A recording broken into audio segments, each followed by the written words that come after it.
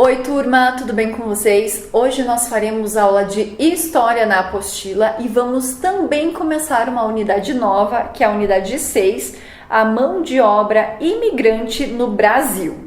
Então, neste capítulo, você vai estudar como ocorreu a chegada de imigrantes ao Brasil, para que locais se dirigiam e como eram acolhidos nas hospedarias dos imigrantes. Também vai conhecer os diferentes tipos de trabalho que exerciam no campo e na cidade e como contribuíram para a modernização dos centros urbanos. Então, pessoal, vocês estão vendo nessa unidade alguns trabalhadores. Esses trabalhadores eles são chamados de calceteiros porque eles faziam calçadas. Na página 20 tem a seção Diga aí, onde diz: imagine a seguinte situação descrita a seguir e, de acordo com a leitura, responda as questões. Uma família de imigrantes italianos chegou ao Brasil e se deslocou para o interior de São Paulo para trabalhar nas fazendas cafeeiras. Pouco tempo depois, mudou-se para a capital, São Paulo. Nessa cidade, esses imigrantes começaram a trabalhar em locais onde se produziam diversos objetos para serem vendidos por toda a região. Letra A. Que locais são mencionados no texto? E B. Que imagem representa o ambiente de trabalho encontrado nas cidades? Observe a imagem e marque um X. Na página 21 tem ali imigrantes e a modernização das cidades. Então, as cidades foram modernizadas à medida que cresciam os lucros da venda de café.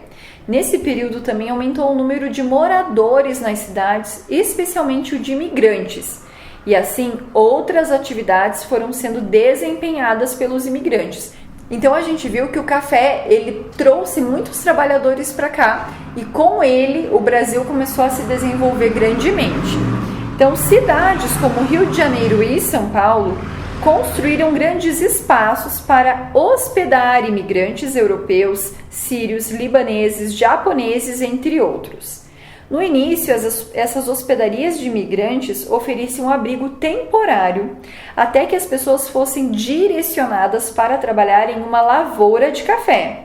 Tempos depois, as hospedarias passaram a ser locais onde os imigrantes poderiam encontrar novos trabalhos na cidade, por exemplo, em fábricas.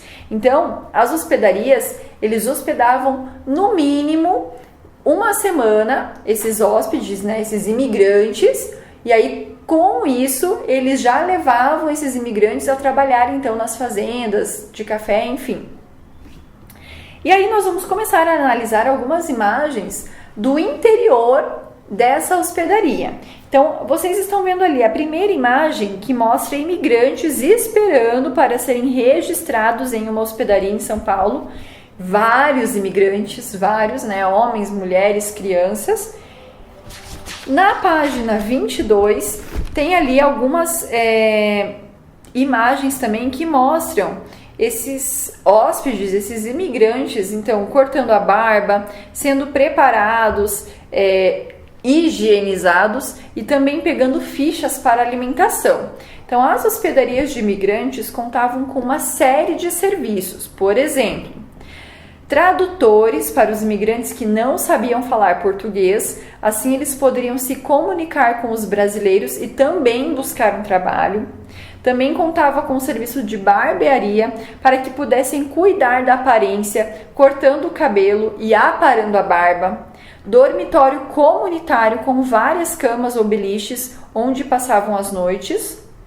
Refeitório, onde todos se reuniam para as refeições diárias.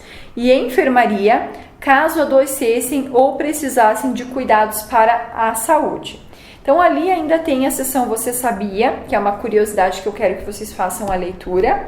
E aí nós vamos para a página 23, na seção Eu Cidadão. Então, número 1, leia estas fotografias e identifique os serviços oferecidos para os imigrantes instalados nas hospedarias. Depois, nas linhas a seguir, escreva o nome desses espaços. Então, vocês estão vendo duas imagens. A primeira é um refeitório, então os imigrantes fazendo alimentação. E na segunda, mostra ali os dormitórios dos imigrantes. Na número 2, está pedindo para vocês fazerem uma pesquisa. Então, diz assim: com a ajuda de um adulto, faça uma pesquisa para responder a seguinte questão. Atualmente, existem espaços para abrigar imigrantes no Brasil?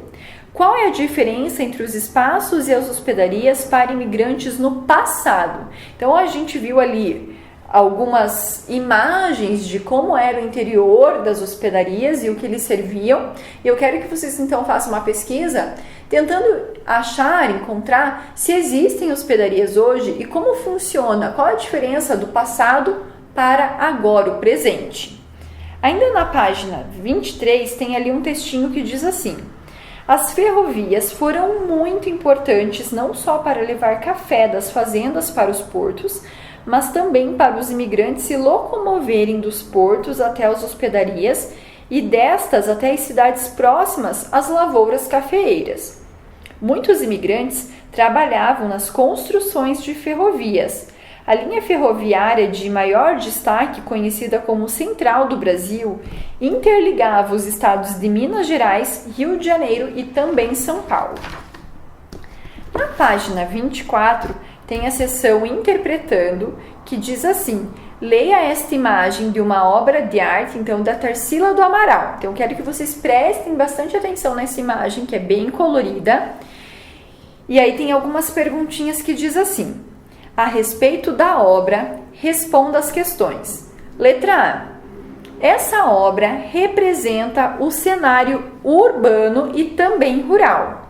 Cite elementos que caracterizam o espaço urbano. Então, o que mostra nessa imagem da obra de Tarsila do Amaral que caracteriza o espaço urbano? E letra B, inspire-se no estilo da obra de Tarsila e desenhe os meios de transporte da cidade onde você vive. Então, pensem na sua cidade e nos meios de transporte que nele tem, fazendo desenhos, então. Na página 25, a letra C nós não faremos, tá? Então, nós vamos ali para a seção Eu Historiador. Veja esta imagem de uma escultura criada pelo artista paranaense João Turim. Então, ali ele diz assim: a obra de João Turim foi encomendada para celebrar aniversário de 50 anos da Estrada de Ferro que interliga a capital do Paraná, Curitiba, ao porto de Paranaguá. Então, antes da gente começar essas atividades, a professora deixou mais uma explicação nessa imagem que vocês vão ver agora. Então, podem prestar atenção. A escultura representa imigrantes, em sua maioria italianos, que trabalharam na construção dessa via. Muitos deles morreram durante a construção da obra, que foi muito arriscada, especialmente por causa dos penhascos. De acordo com a leitura dessa imagem, responda então a letra A e a letra B. Então, letra A. A obra O Último Túnel foi criada no ano de 1935 em homenagem ao 50º aniversário da construção de uma ferrovia ligando Curitiba a Paranaguá, aqui no Paraná. Em que ano essa ferrovia foi construída? É bem importante vocês analisarem a imagem também, e aí vocês vão fazer uma subtração para identificar que ano foi construída. Letra B. Numere os elementos indicados na obra de João Turim conforme esta legenda. Então, vocês estão vendo ali que tem uma legenda bem grande, do número 1 ao 5, e de acordo com as indicações dessa legenda, vocês vão numerar a foto. A professora não fará a leitura da legenda, porque eu quero que vocês leiam um pouquinho. Então, de acordo com esses números, vocês vão identificando e colocando os números na foto, ok?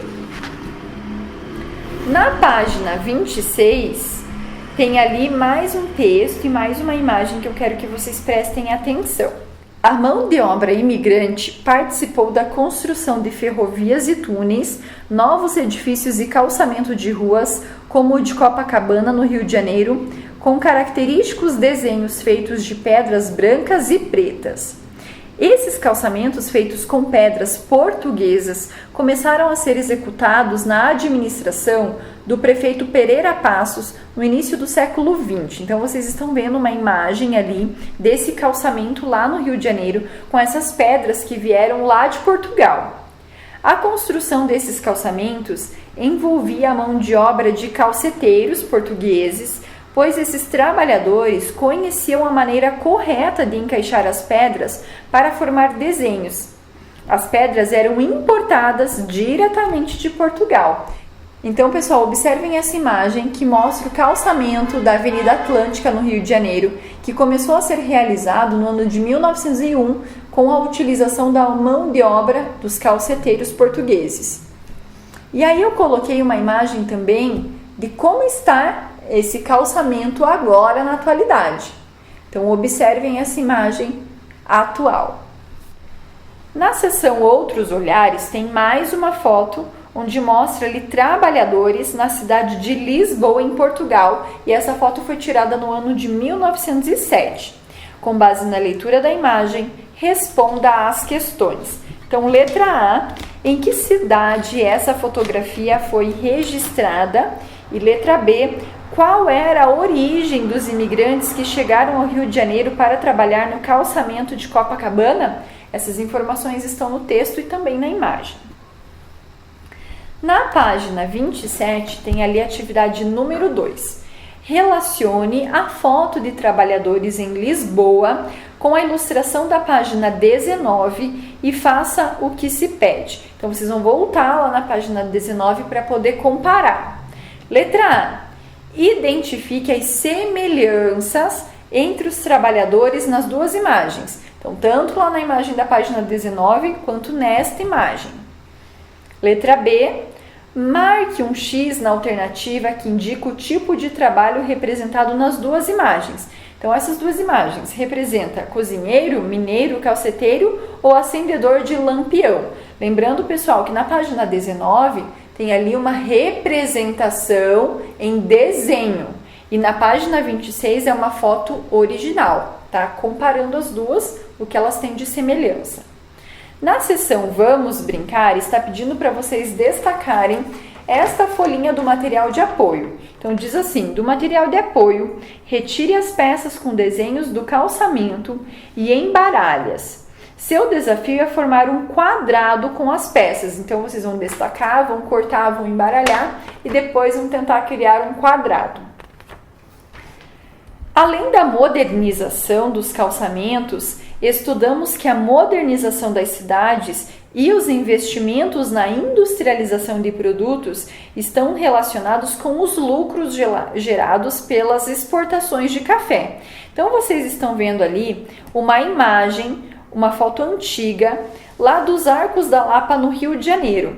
E esse Arco das Lapas, ele era responsável por abastecer com água a cidade. Então, a professora colocou aqui na imagem uma foto antiga desse Arcos da Lapa e também atual para vocês verem como está hoje.